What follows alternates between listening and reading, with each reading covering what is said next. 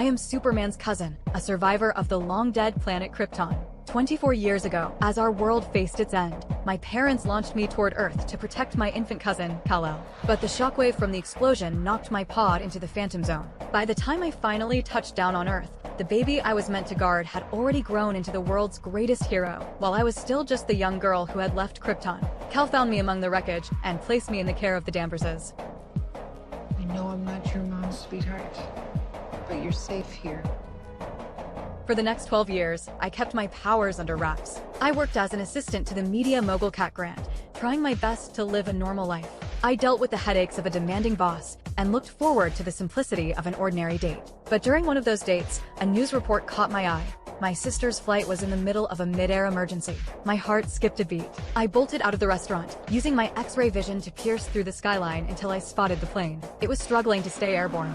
Inside, I could see my sister, pale with terror, gripping her armrest for dear life. I shed my jacket, clenched my fists, and fought to awaken the strength that had been dormant for 12 years. Having not flown for so long, my first attempt was clumsy and staggered, but the sheer will to save her pushed me into a second, desperate leap.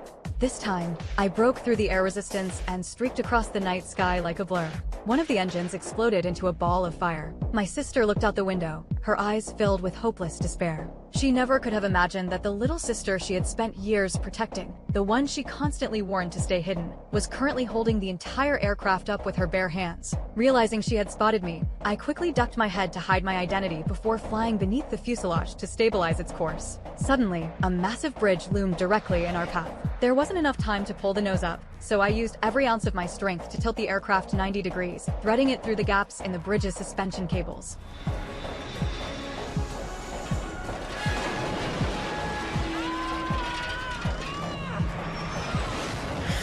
The plane eventually ditched into the river. That breathtaking rescue became the first public debut of my powers. As I stood on the wing, braving the biting wind and the shocked stares of the crowd, the confusion in my eyes began to fade. In its place was a newfound sense of resolve, a light I had never felt before.